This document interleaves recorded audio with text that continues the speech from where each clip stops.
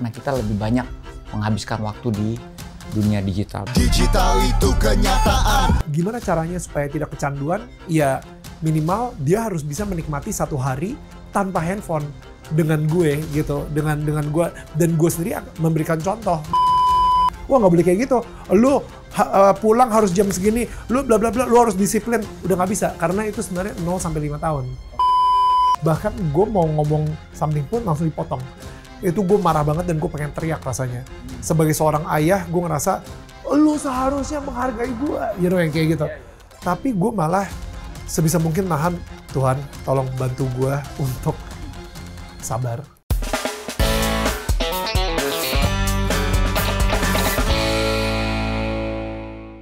Oke, tapi ini menarik sekali. Nih, yang akan kita pertanyakan berikut ini, karena tadi sempat di-mention juga oleh Daniel, kalau kita mengasihi atau memaafkan seseorang, tapi bukan berarti disiplinnya dihilangkan, right?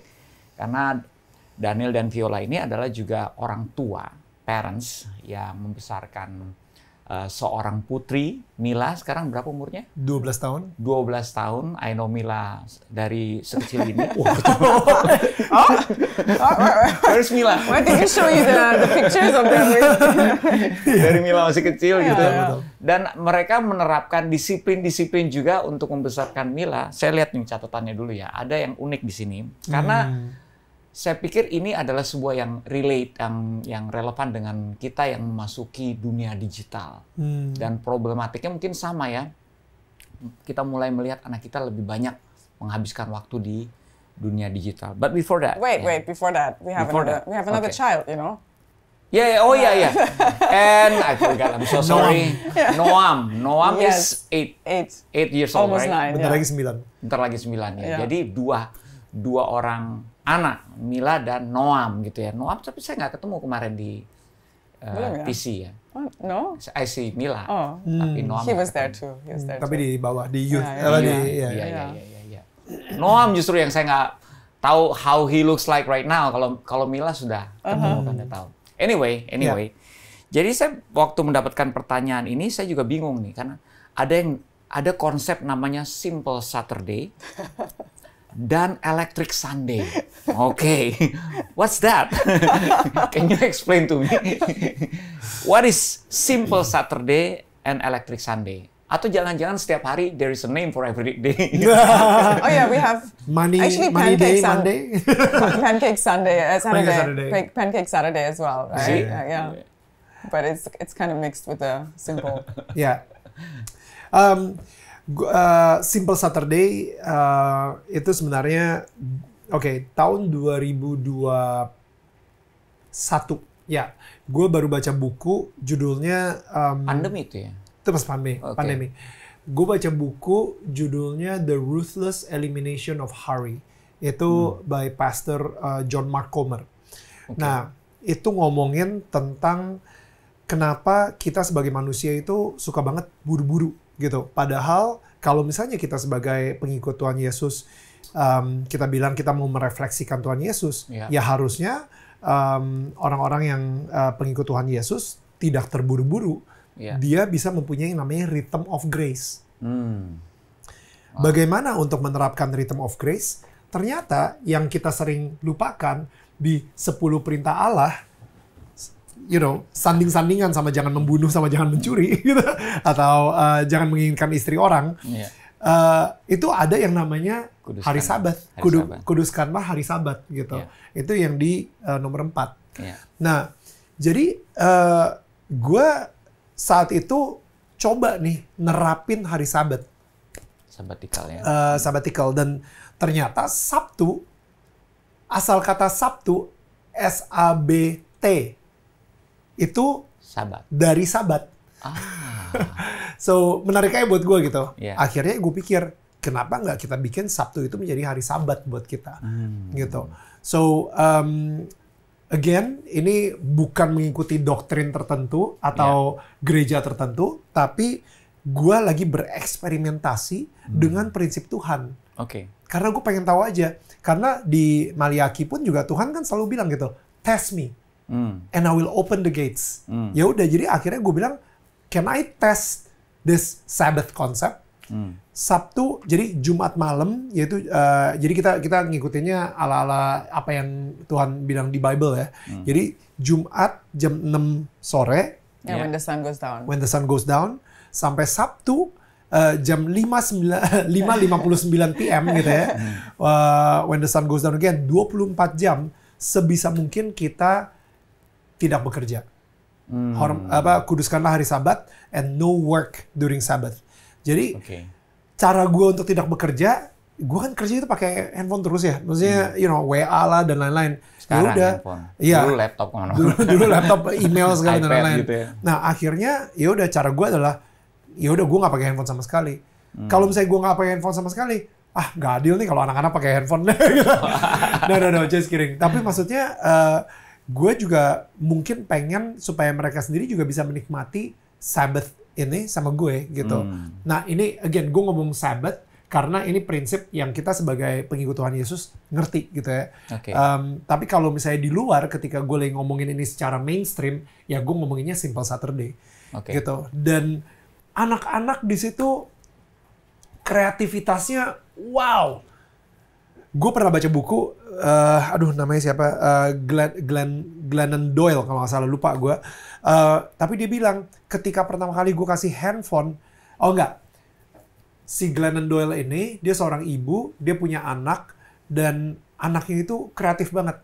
Dia sering banget kayak ngasih surat ke ibunya, dia gambar-gambar, habis itu gambar komik kecil-kecil, dan habis itu kertasnya suka berceceran di mana-mana, dia ditaruh di kulkasnya, dan habis itu kalau misalnya kasih surat ditempel juga di mana dan lain-lain. Dan ketika dikasih handphone, hilang semua itu. Surat-surat cinta kepada ibunya, lukisan-lukisan anak-anaknya, anaknya ini, kreativitasnya tiba-tiba udah tidak ada lagi. Nah, jadi gue ngerasa, gue tahu suatu saat anak gue akan kita kasih handphone. Tapi sebelum ke arah situ, gue harus memberikan sebuah fondasi di mana dia tidak akan kecanduan sama handphone. Nah, gimana caranya supaya tidak kecanduan? Ya, minimal dia harus bisa menikmati satu hari tanpa handphone dengan gue gitu, dengan gue, dan gue sendiri memberikan contoh bahwa gue juga gue akan fokus banget sama lo, gue akan enjoy my time with you. Gue ngerasa ketika Tuhan menciptakan bumi dan segala isinya dalam 6 hari, on the 7th day, He enjoy what He created.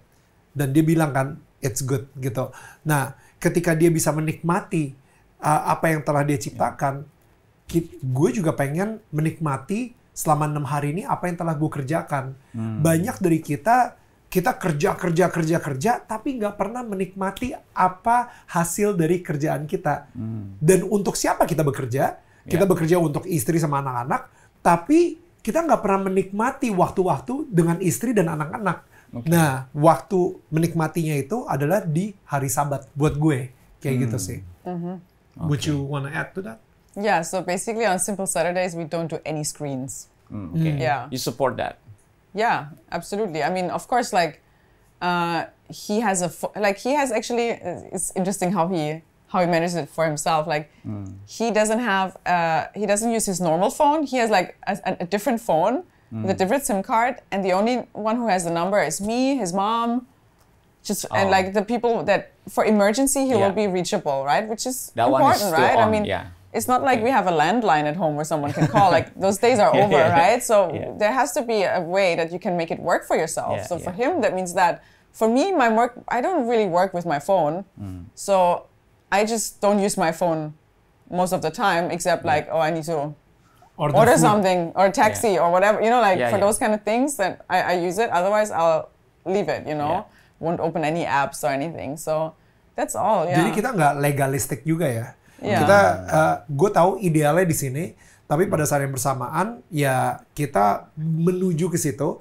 Tapi kalau misalnya memang tiba-tiba, ini gue dibutuhkan banget untuk ngelakuin sesuatu, ya udah, gue. It's in a contract. Ya, nggak juga sih, nggak ada kerjaan kan. Tapi maksud gue kayak, misalnya gue ada makan siang sama keluarga kita, ternyata gue telat gitu. Ya mau nggak mau gue bilang sorry banget gue telat.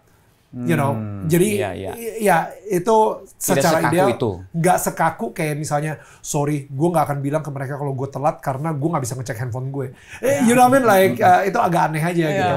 Karena emang Yahudi membuat Sabat ini menjadi sekaku itu. Bahkan naik sepeda aja nggak boleh gitu kan, atau mencet tombol lift aja nggak boleh. Masak aja nggak boleh. Ada temen gue seorang rabbi, dia bilang gitu ya, kadang-kadang dia tahu kalau misalnya ini kan ada saklar lampu, dipencet itu melanggar hari Sabat. Dia bilang, jadi itu nggak boleh. Karena lu memantik api dan itu akan dimarahin sama Tuhan atau lu berdosa atau whatever lah, kayak gitu. Untuk itu nggak boleh. Menurut gue itu udah terlalu legalistik. Langsung gue bilang, jadi gimana kalau misalnya lu kegelapan dan lu pengen nyalain lampu? Gampang banget. Gue yang kayak sosok ngobrol sama lu, abis itu gue sambil nyender, lampunya nyala. Kalau nggak sengaja boleh. Kalau nggak sengaja boleh. Makanya orang-orang Yahudi itu jauh banget jadi pengacara, bro. Karena Tuhan aja itu bisa ditemuin loophole-nya gitu kan. Banyak gerakan-gerakan nggak sengaja gitu. Lampunya. Aduh, aku mau ngupil. Salah. Gitu ya. Itu bro, jadi itu legalistik banget menurut gue. Kalau kita ya nggak selegalistik itu gitu. Tapi ini udah berapa lama diterapkan? Dari 2021 itu. Jadi sekarang udah masuk tahun ketiga atau tahun keempat kali. And so far everybody feels the benefit of it. Anak-anak belum sih. Well, honestly, like our kids, they had a different name for it, right? Like every time it's like the end of like the Saturday afternoon, they're like, "What time is it? What time is it? What time is it?" I'm like, no. 3 jam lagi. And then like 6 o'clock, and they're like, "The curse is broken." And we're like, "It's not a curse. It's a blessing. It's a gift. It's a gift for you, you know." Emang perlu diajarin banget. Kemarin malam, jadi kan gue bacain devosi buat anak gue gitu kan, yang si Noam nih yang cowok gitu. Abis itu kebetulan devosinya itu ngomongin tentang what are you chasing gitu, apa yang lu kejar kayak gitu kan. This devotional for boys gitu ya. So gue bilang gitu, what are you chasing Noam? Money. Buset. What? Yeah, I chase money. Noam, gila. Tengking nama Yesus. Gak. Tapi ya anak-anak kita perlu banyak ini ya, banyak kita ajarkan. Well, it was Chinese New Year, and like angpau banyak banget. It's like angpau, like they're chasing angpau, right? He loves it. Yeah. Interesting. Kalau Electric Sunday itu apa? Di situ mereka akan mendapatkan 3 jam untuk nonton YouTube. Not really. Like we keep changing the rules because we're like, even 3 hours or sometimes just too much. So sometimes we're like, I think you had enough. That's it, you know. Tadinya 6 jam gila. Jadi tadinya 6 jam. Really had to figure it out. Adalah 6 jam. Ya mereka bisa nonton aja. But it's crazy, right? Like, but we really had to figure that out over the years. We're like, 6 hours is actually like they spend all day watching. Like that's actually not good, right? So we had to learn like, okay, this actually doesn't make sense. Let's make it less. Let's set the rules new. I mean, you cannot come up with rules and then you try it out and you never change it just because you think like, but we already set the rules, right? No, you have to adjust whatever is right for your family and what you feel is right for your kids, and so yeah. Tapi kalau misalnya maksud gue gini ya, parenting itu memang seperti Viola bilang gitu, kayak ada waktu-waktunya gitu ya. Nah ini gue mau bacain nih. Nah ini bagus banget ya, sedikit sambil dipersiapkan oleh Daniel, karena memang kalau CBN sendiri kita punya program namanya The Parenting Project. Nah, The Parenting Project ini kita encourage untuk gereja-gereja atau para orang tua di luar sana untuk mengambil dan ikut serta dalam program ini, karena ini memberikan banyak sekali masukan, kesaksian, pendekatan-pendekatan yang simple yang bisa diaplikasikan di keluarga sebagai orang tua, ya. The Parenting Project. Check it out.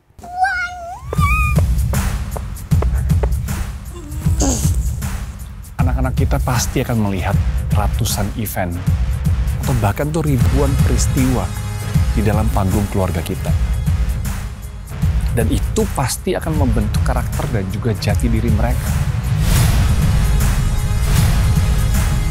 Saya dan James dapat tugas penting dari The Parenting Project untuk meneliti lebih lanjut tentang hal ini. Bagaimana orang tua memakai kata-kata yang mendorong buat anak-anak, bukan justru melemahkan.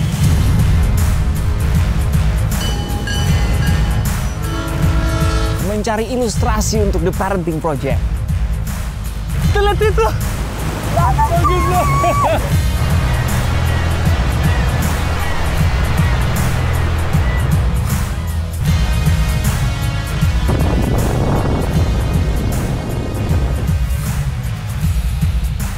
Untuk itu kita akan gunakan kata kuasa sebagai akronim. Kata karir akan menjadi akronim kita.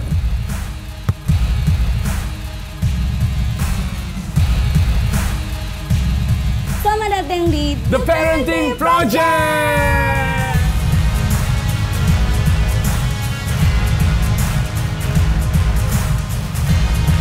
Bila seseorang memiliki masa kecil yang baik, kemungkinan besar sekali dia akan sehat dan memiliki masa depan yang cerah. Jadi orang tua, Anda harus belajar menjadi orang tua.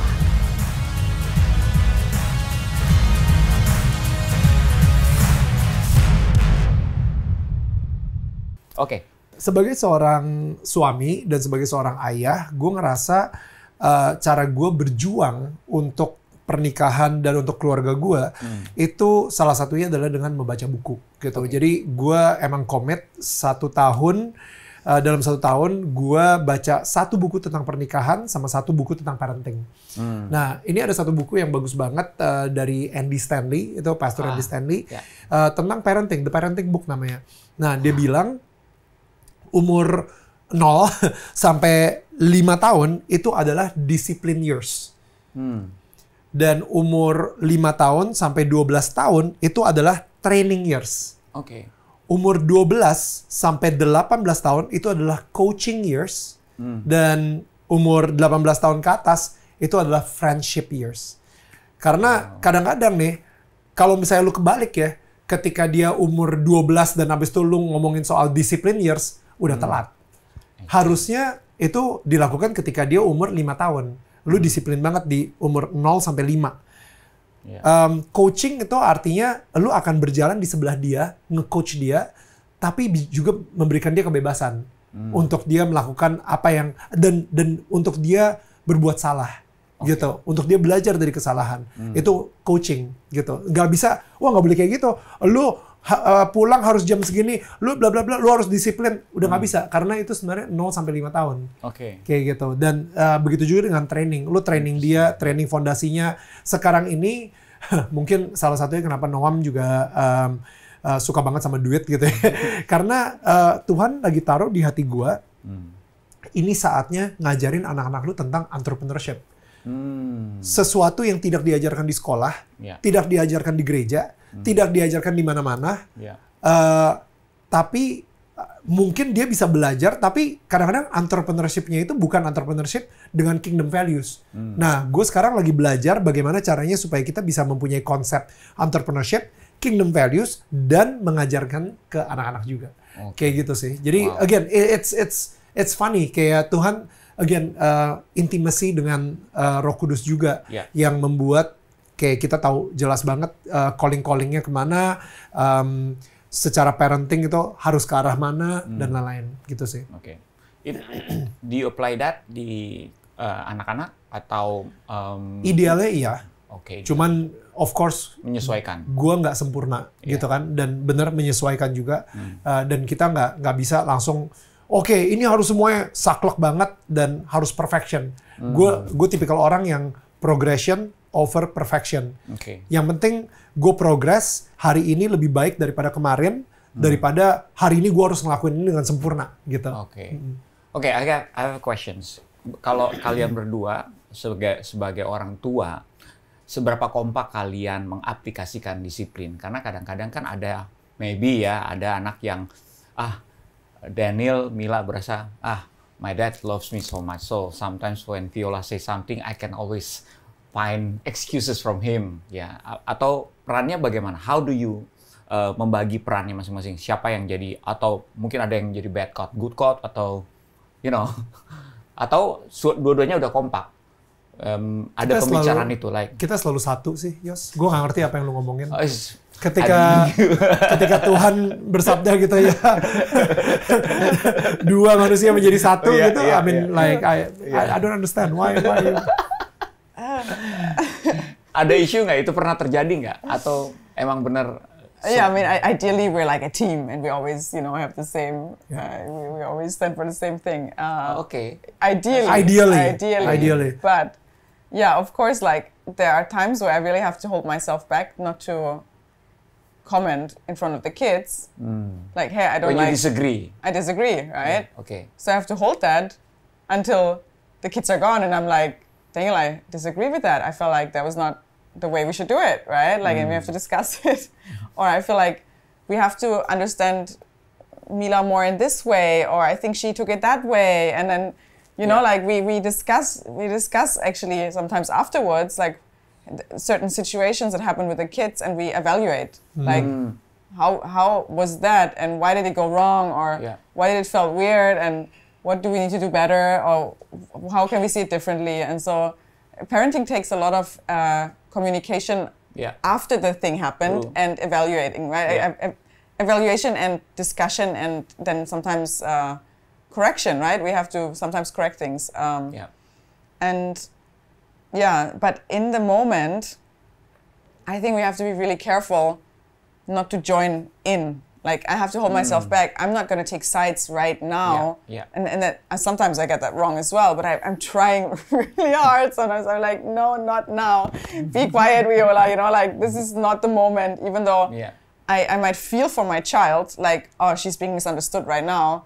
And if I would say something, it would help her. But then in that moment, it might damage our marriage, right? Like, so now I have to wait my time. I have to wait the moment to actually bring this up, and I have to also discuss it afterwards with my child, like, hey, this is what happened, why was it like that? And we have to, it's a lot of, like, human interaction is not easy, and if we don't communicate and we just put it under the rug, or we try to ignore it, then it will not improve. Like, we need to bring things up, we need to address things, we need to evaluate ourselves, and I think that's really important, like the openness and communication. Hari Sabtu kemarin,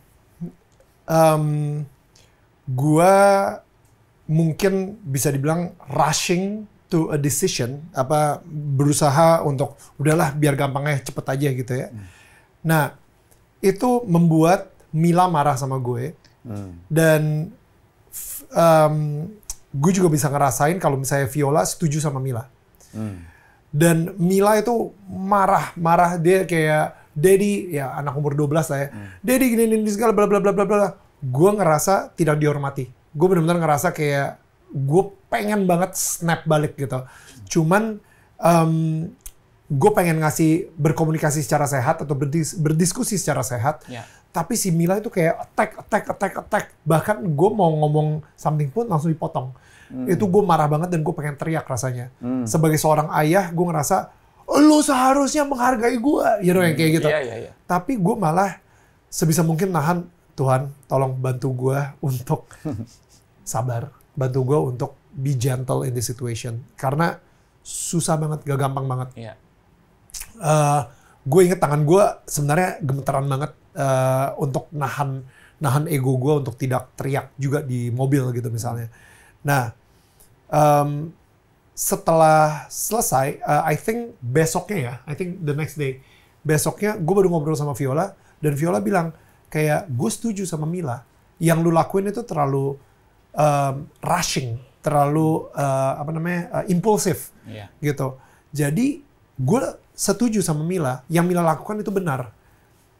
Gak tau kenapa ketika Viola ngomong seperti itu, gue ngerasa, wow, memang Viola ini adalah ibu yang sangat luar biasa bijak, dan gue percaya sama dia. Yes. Baru tahu. Kok lo bisa lebih tahu daripada gue sih? I'm the best friend that she called. Oh iya. Pas lagi berantem gitu ya. Yossi, please pray for me. No, I do Voice not. note. I do not call men when I have a problem with my husband. Thank you for clearing that out. Oh yeah, just to make that clear, when you have a problem with your husband, do not call another man.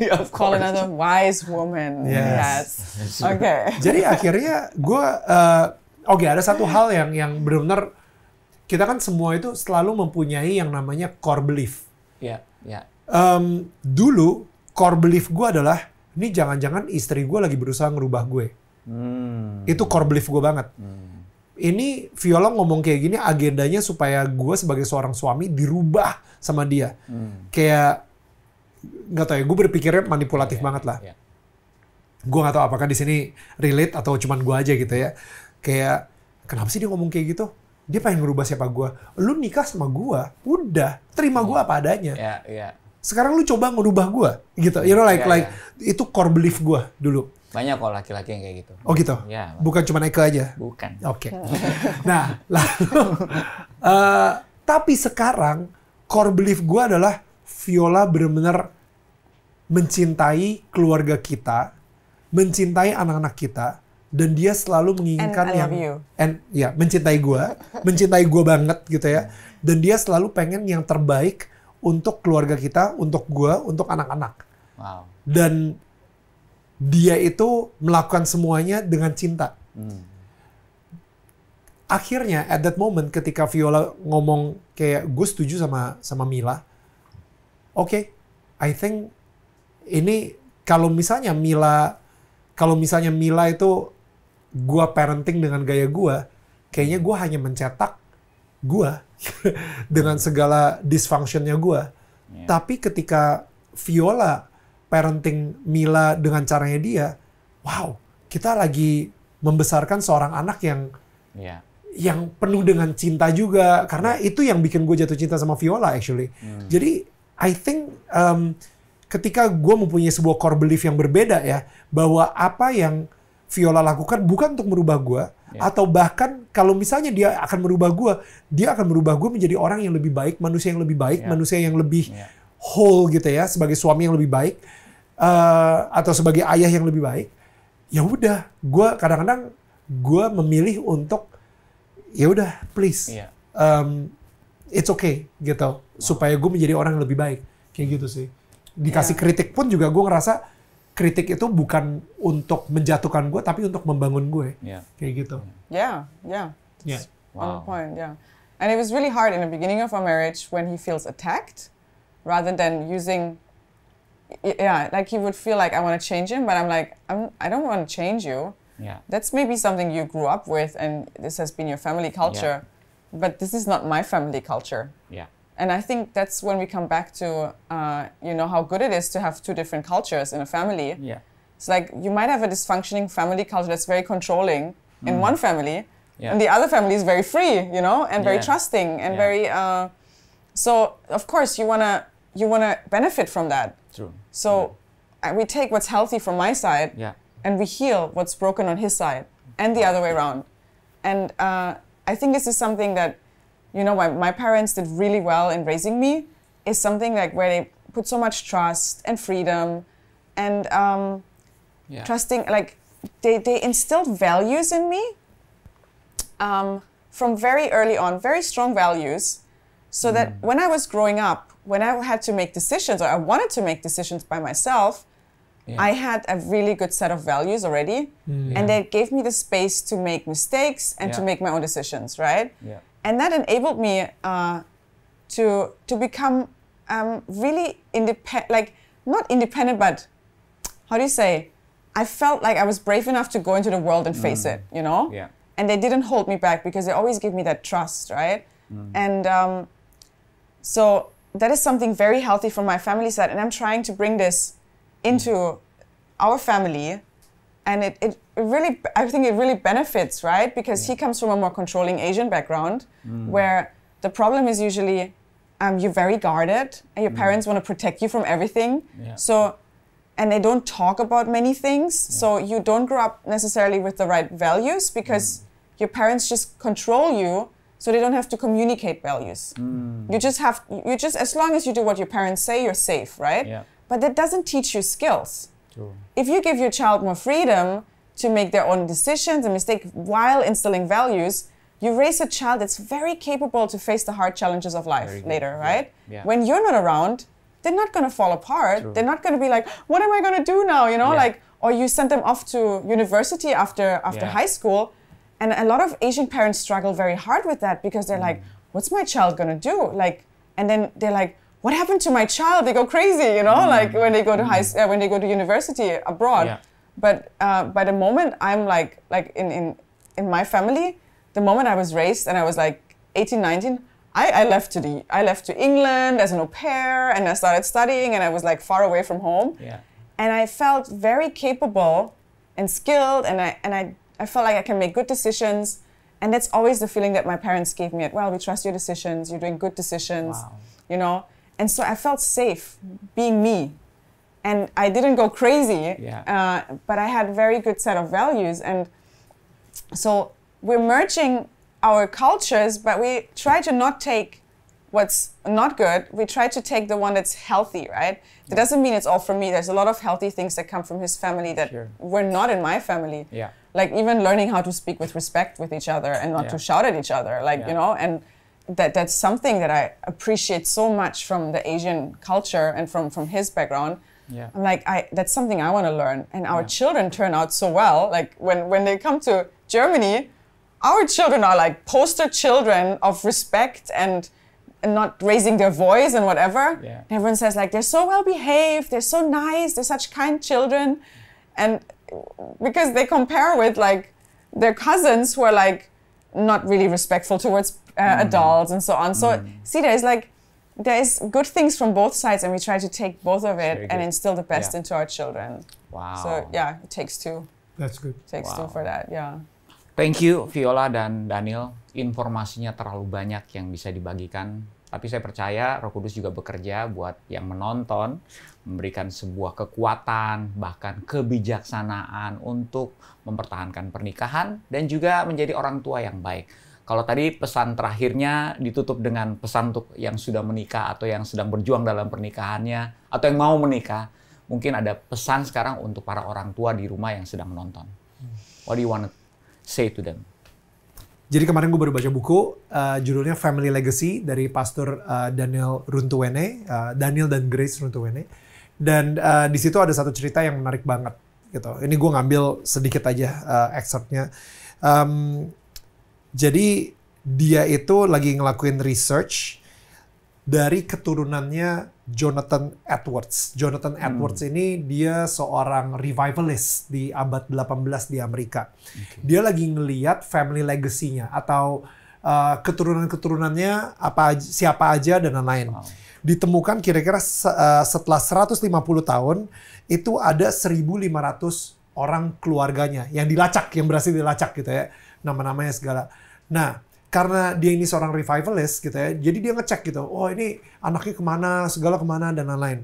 Dan ternyata terdapat ada seorang wakil presiden Amerika, 3 orang senator, 3 orang gubernur, 3 orang mayor, 13 presiden sebuah universitas, 30 hakim, 65 profesor, dan banyak banget tokoh masyarakat lainnya, dan tidak terdapat seorang pun dari mereka yang menjadi narapidana atau merugikan negara. Wow. Gitu. Nah, tapi yang menarik, ada seorang peneliti ilmu sosiologi yang lain, namanya Richard Dugdale ya, yang lagi melakukan sebuah penelitian kepada keluarga lainnya. Dan ini karena ada satu keluarga, 42 dari keluarga ini itu ada di penjara. 42 orang dari keluarga banget ini ya. ada di penjara gitu. Ya udah, jadi akhirnya dia lagi nyari siapa si dari 42 orang ini. Ternyata mereka ada hubungan saudara dan lain-lain, akhirnya di trace gitu. Di trace ke keturunan sebelum-sebelumnya gitu. Dan ternyata dia ketemuin dari gadis keturunan ada seorang namanya Max Jukes, ternyata itu kakeknya gitu ya, Max Jukes ini kakek atau buyutnya. Dan ternyata Max Jukes ini hidupnya di abad yang sama dengan si Jonathan Edwards yang tadi revivalist. Gitu. Si Max Jukes ini ketika dilihat dari 1.200 keturunan yang terlacak, ada 7 orang pembunuh, 60 orang pencuri, 128 wanita tunasusila, dan banyak lagi pecandu-pecandu lainnya. Dari 1.200 keturunan yang terlacak, 300 orang meninggal sebelum waktunya, 67 orang dilaporkan menderita penyakit menular seksual. Diperkirakan keluarga ini telah merugikan negara Amerika sebanyak 1,3 juta US dollar. Nah, gue cuma pengen meng-highlight bahwa ketika kita mengambil sebuah keputusan untuk mengikuti Tuhan Yesus dan menjadi born again dan benar-benar mengikuti Yesus di dalam sebuah keluarga kecil kita, mungkin kita nggak bisa merasakan, tapi impact-nya nanti ke keturunan kita. Karena Tuhan memang sudah menjanjikan, saya akan memberkati keturunan kamu sampai 1000 keturunan. Kayak gitu. Dan itu gue percaya banget. So, kalau misalnya sekarang ini secara kebetulan, lu lagi nonton dan tiba-tiba, wih kok ini Daniel lagi ngomongin apaan sih? Gitu. Tapi lu belum punya hubungan pribadi dengan Tuhan Yesus, menurut gue lu mendingan cari sekarang deh informasinya. Karena ini mungkin bukan buat lo, impact-nya mungkin gak lu rasain, tapi impact-nya ini nanti ke anak-anak dan ke anak-anaknya lo, kayak gitu. Ke cucu lo dan cicit dan lain-lain gitu. Jadi itu aja sih yang mungkin gue benar-benar pengen encourage kalian untuk kenapa hari ini gue benar-benar sangat surrender dan sangat yakin banget untuk mengikuti jalan Tuhan Yesus dan mengikuti prinsip-prinsip dan janji Tuhan di Alkitab. Kayak gitu sih. Keren banget. Do you wanna add anything? No. Oke. Ini banyak sekali, saya bersyukur sekali kita bisa melakukan interview ini karena saya melihat bagaimana Tuhan bekerja dalam kehidupan keluarga Daniel dan Viola. Kita tahu memang secara idealnya atau secara simpelnya adalah memang semuanya bisa dipertahankan karena cinta. Ya, pernikahan dipertahankan karena cinta, termasuk juga membesarkan anak-anak dengan cinta. Cuman pertanyaannya, cinta yang kamu kenal tuh cintanya siapa? Dan that's why kita mesti cari tahu cinta yang paling kuat di antara semua cinta adalah dari sumbernya, yaitu Tuhan Yesus itu sendiri. Terima kasih Daniel dan Viola. Semoga memberkati. Kami percaya semuanya akan acara ini, apa yang kita saksikan akan melahirkan sebuah kekuatan baru dalam hubungan pernikahannya dan juga kekuatan baru sebagai orang tua. Tuhan memberkati. Sampai jumpa di Cahaya Bagi Negeri. Oke. Bye-bye. Bye.